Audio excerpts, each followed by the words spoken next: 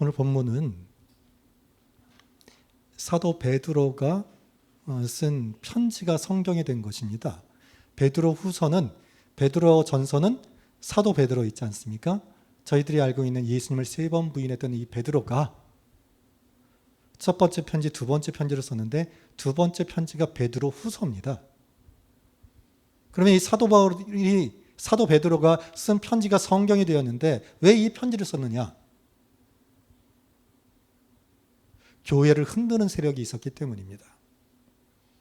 거짓 선지자와 거짓 교사들이 들어와서 지금 초대교회를 흔들고 있습니다. 그것을 경계하기 위해서 베드로 후서를 써 보내는데 그 중에 3장은 거짓 선지자들과 거짓 교사들이 흔들었던 것이 가장 중요한 게 뭐냐면 재림이었습니다. 예수님의 재림 사상, 이것이 기독교 초대교회의 큰 기둥이었거든요. 이것을 흔드는 거예요. 예수님의 재림이 어디 있냐는 거예요.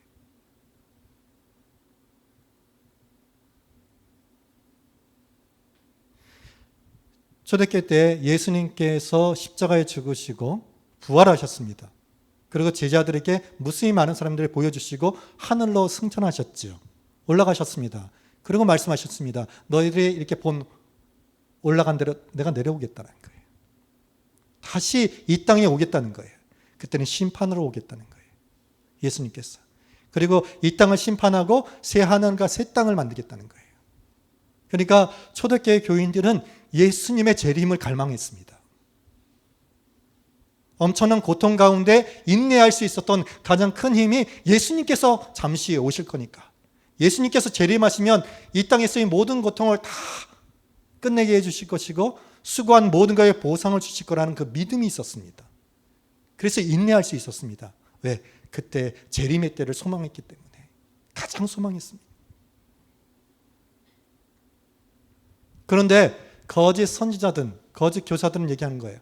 봐라, 변한 게 있느냐? 너희들이 그렇게 재림 예수님의 그 재림을 소망하는데 세상을 봐라, 변한 게 아무것도 없다는 거예요. 예수님의 재림은 없다는 거예요.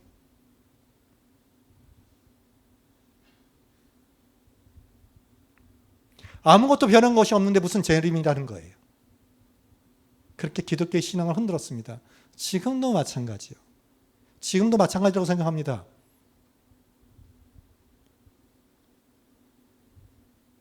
사람들이 이렇게 얘기합니다. 기도해서 변한 게 뭐 있느냐? 너희들이 그렇게 금식했고 그렇게 하나님께 나와서 기도했는데 변한 게 뭐 있느냐? 베드로 후서의 모습이 지금 우리의 모습이라는 겁니다. 교회를 흔드는 세력은 예수님의 재림이 어디 있느냐? 쓸데없는 짓 한다라고 얘기하는 거죠. 지금 이 시대에도 말하고 있습니다. 기도하는 자에게 너희들이 기도해서 변한 게 뭐 있느냐? 변한 게 아무것도 없지 않느냐? 너희들이 인내한다고? 그렇게 어려운 가운데 인내한다고? 인내해가지고 변한 게 뭐 있느냐? 네 자녀들이 변한 게 뭐 있고 네 자체가 변한 게 뭐 있고 환경이 변한 게 뭐 있느냐? 교회의 가장 근본적인 것을 흔드는 게 뭐냐면 기도를 흔드는 것이 교회를 가장 근본적으로 흔드는 겁니다. 기도해서 변한 게 뭐 있느냐? 아무것도 얻지 않느냐라고 말하고 있는 것입니다. 초대교회 박해는 상상을 초월하는 것이었습니다. 우리가 생각하는 그런 어려움 정도가 아니었습니다. 그래서 예수님을 믿는다는 것은 그 공동체에서 떠나야만 했습니다. 유대인 공동체에서 떠나야 하는 거예요. 모든 걸 할 수 있는 게 아무것도 없습니다. 목숨의 위협이 있습니다. 로마의 박해는 얼마나 심했습니까? 사자밥이 되지 않겠습니까? 사자밥이 되게 하지 않았습니까? 묶어놓고 횃불로 사용했다 그래요. 상상할 수 없는 모습으로 죽였습니다. 그래서 무수히 많은 사람들이 순교했습니다. 그러니까 그 모진 고통 가운데 그것들을 견딜 수 있었던 이유는 예수님께서 곧 오실 것이다. 그래서 이 모든 것들을 변화시켜 주실 것이다. 예수님의 그 재림, 그 생각만으로 그 모든 어려움을 이긴 것입니다. 그런데 시간이 점점 오래 가는 거예요. 내가 생각했던 그때의 예수님께서 오지 않는 거예요. 그러니까 교회가 흔들리는 거예요. 그래서 사도 베드로가 그렇게 편지한 겁니다. 이런 생각이 들었겠죠. 예수님은 왜 이렇게 오지 않으시는가? 예수님께서 이쯤 되면 오셔야 되는데 아무리 생각해도 예수님의 재림이 지체될 이유가 없는데 예수님께서 오시지 않는 거예요. 주님의 강림이 있는가? 무슨 변함이 있는가? 그러니까 그런 거에 계속 흔들리다 보면 어떻게 되냐? 하나님은 계시는가?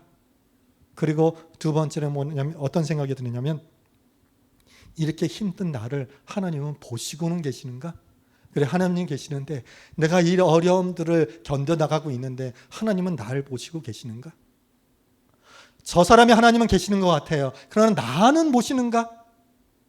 저 사람은 하나님이 응답해 주시는 것 같은데 나는 전혀 없는 것 같습니다. 왜 내가 이렇게 고통당하는 걸 사랑의 하나님인데 왜 나를 이렇게 그냥 두시는가? 내가 하나님의 영광을 위해서 산다고 했고 이런 인내를 했고 기도했는데 하나님은 왜 잠잠하시는가?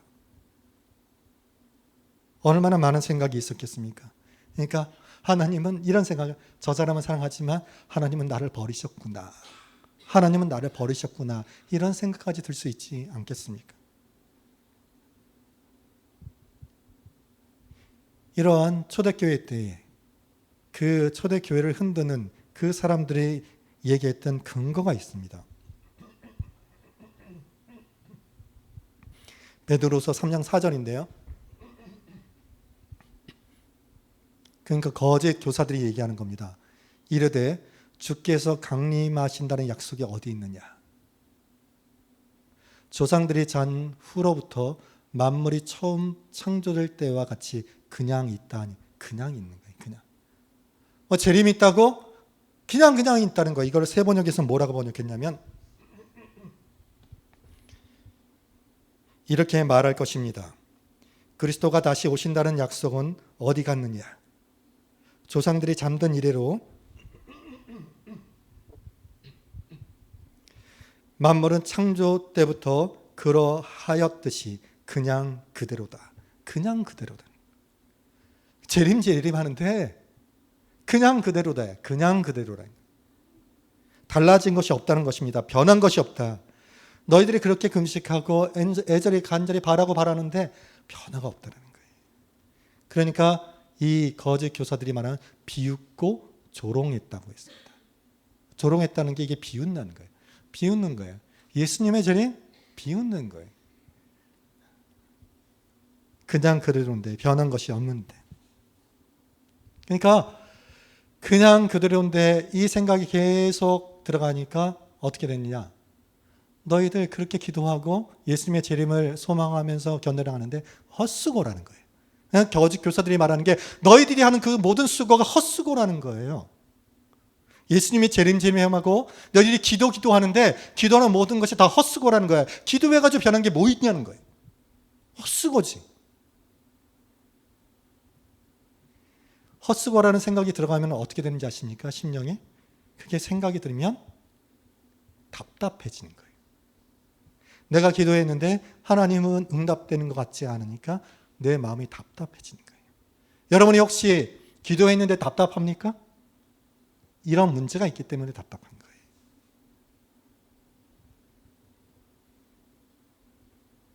이런 상황에서 베드로는 하나님께서 오래 참으시는 이유가 있다는 거예요. 너희들이 그렇게 생각할 때 하나님 왜 이렇게 더디 오실까? 재림이 이렇게 오지 않을까? 생각하는데 하나님은 이유가 있기 때문에 지금 오시지 않다는 거예요. 그 이유를 베드로서 3장 7절에 말하고 있습니다. 이제 하늘과 땅은 그 동일한 말씀으로 불살하기 위하여 보호하신 바 되어 경건하지 아니한 사람들의 심판과 멸망의 날까지 보존하여 두신 것이다. 그러니까 하나님의 이유가 뭐라고 되어 있냐면 성경에 하나님께서 보호하시고 보존했다는 거예요. 이유가 있어서 하나님께서 보호하시고 보존했기 때문에 재림이 안 하신 거고 불의 심판을 하지 않은 이유가 있다는 거예요. 이걸 더 구체적으로 3장 9절에는 뭐라고 표현했냐면 주의 약속은 어떤 이들의 더디다고 생각하는 것 같이 더딘 것이 아니라 오직 주께서는 너희를 대하여 오래 참으사 아무도 멸망하지 아니하고 다 회개하기에 이르기를 원하시느냐. 이것 때문에 하나님께서 재림을 지금 하시지 않는다는 거예요. 아무도 멸망하지 아니하고 다 회개하기에 이르기를 원하시기 때문에, 그러니까 너희들이 생각하는 때와 하나님이 생각하는 때가 다르다라는 거예요. 따로 있기 때문에 하나님께서 심판을 늦추신다는 거예요. 지금 저와 여러분이 답답해하는 모든 것에는 하나님의 때가 있는 거예요. 하나님의 계획표가 다 있는 거예요. 그런데 우리는 답답해하는 거예요. 우리의 잣대로 하나님께 들이대는 겁니다. 인간은 너무 오래 걸린다고 더디다고 생각하지만 하나님께서는 더딘 것이 아니다. 이것은 인간과 하나님의 차원이 다르기 때문이라고 말씀하시는데, 오늘 이렇게 주어진 말씀이죠. 굉장히 유명한 말씀입니다. 베드로후서 3장 8절 말씀입니다. 이 말씀은 외우는 것도 좋습니다. 이 말씀 카드를 계속 주고 있는데요. 자녀들에게 계속 이 말씀 카드를 일주일에 한 번씩 외우게 하는 게 굉장히 유익이 됩니다. 이 말씀 굉장히 유명한 말씀이에요. 사랑하는 자들아, 주께는 하루가 천년 같고 천년이 하루 같다는 이 한 가지를 잊지 마라. 성경은 잊지 말아라. 하나님은 차원이 다르다는 거예요. 하나님께서는 하루가 천년 같고 천년이 하루 같다는 이 한 가지를 잊지 말라는 거예요. 그래서 이 말씀은요, 한 단계 더 들어가면 하나님은 계획표대로 모든 것이 이루어진다는 거예요. 너희들이 더디다, 오래 걸린다, 응답이 없다고 하지만 하나님은 철저한 그 계획하신 가운데 있다는 거예요.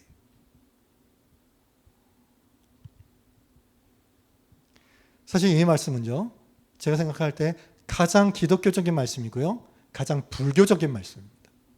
스님들이 이거 읽을 때 깜짝 놀란 거예요. 제가 볼 때 이 성경의 처음부터 끝까지 중에서 가장 스님들이 좋아할 수 있는 말씀이 이 말씀이에요. 이게 굉장히 불교 사상이랑 굉장히 깊이 연관되어 있거든요. 하루가 천년 같고 천년이 하루 같다. 공죽시색, 색식시공, 뭐 이런 의미예요.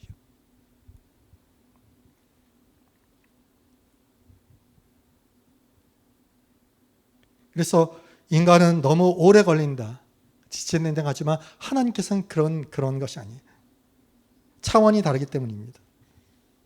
그래서 하나님은요, 하루가 천년 같은 거예요. 천년이 하루 같은 거예요. 여러분, 제가 결혼한 지가 20년 됐거든요.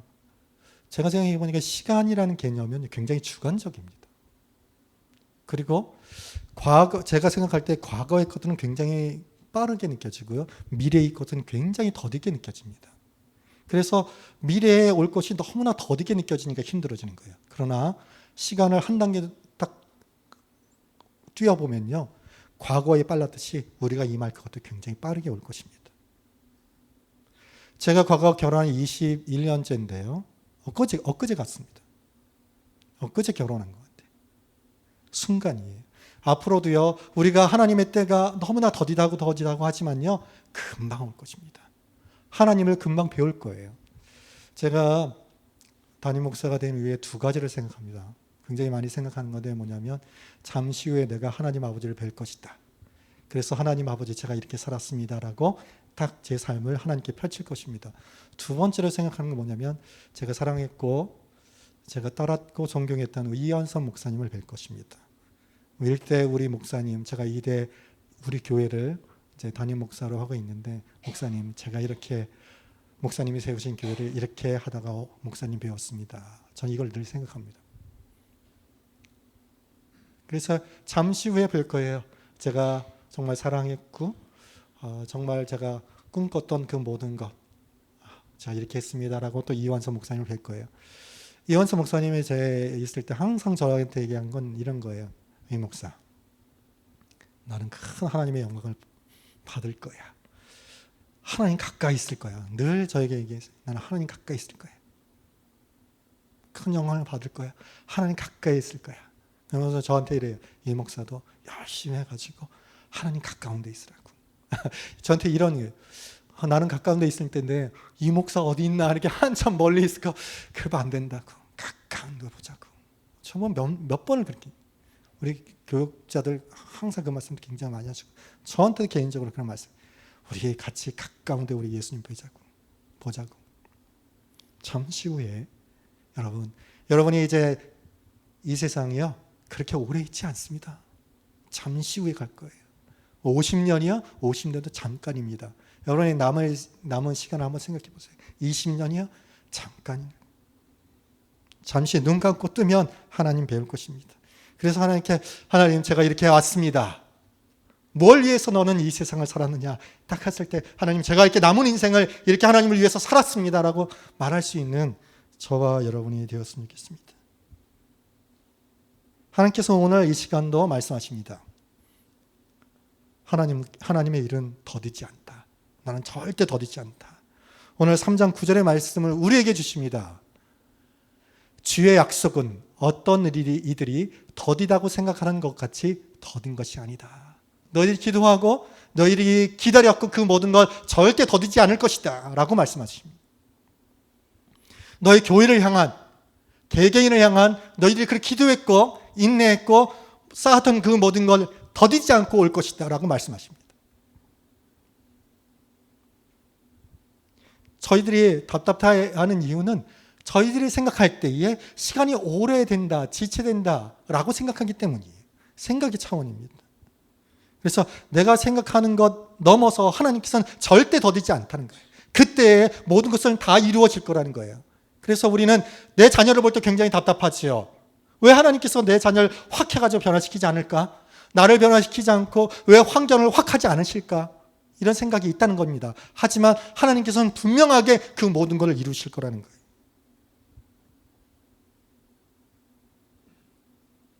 그러나 악한 영들은 생각합니다. 아무 변화가 없잖아. 그래서 하는 게 적당히 하라는 거예요. 적당히. 적당히 기도하고 적당히 교회 나가고 적당히 하라고 얘기합니다. 그러나 우리가 한 그 모든 것 그대로 하나님께서 갚아주실 것입니다. 하나님은 그 때가 있다는 거예요. 때가 차면 이루어지는 겁니다. 이스라엘 백성이 출애굽을 하죠. 그래서 가나안 땅에 들어갑니다. 요단강을 건너서 첫 관문이 뭐냐면 여리고성입니다. 난공불락의 이중성, 허물기가 어려운 여리고성입니다. 딱 버티고 있는 거예요. 근데 하나님께서 뭐라고 말씀하십니까? 하루에 한 바퀴씩 돌라는 거예요. 이틀, 3일, 6일 되어 있는데 아무 변화가 없는 거예요. 그리고 성에서는 조롱하겠죠? 야, 뭐냐? 하루에 한 바퀴씩 도는 게 얼마나 조롱했겠습니까? 여리고성에 있는 사람들이. 조롱의 말이 있었겠죠. 변화가 없는 거예요. 마지막 7일째입니다. 하나님께서 7번을 돌라는 거예요.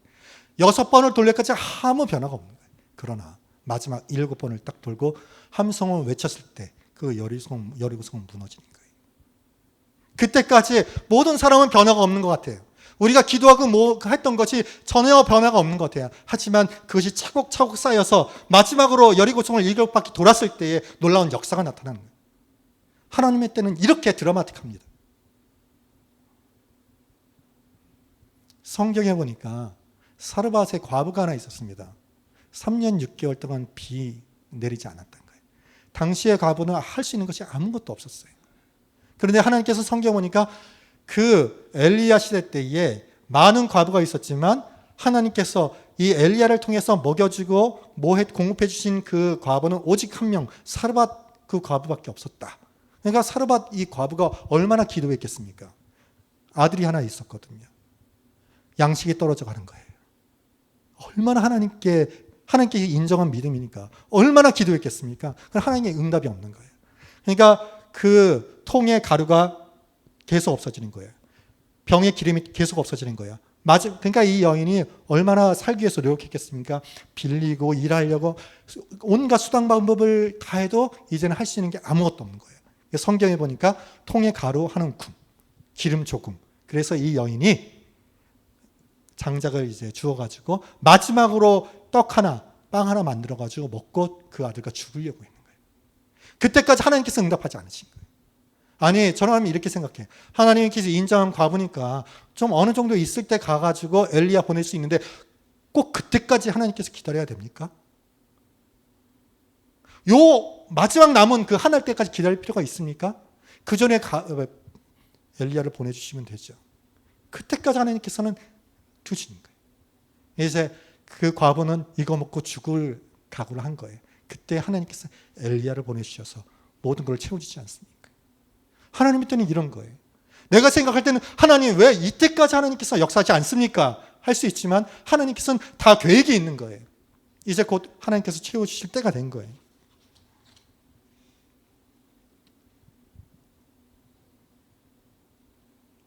그래서 하나님의 모든 건 때가 있다.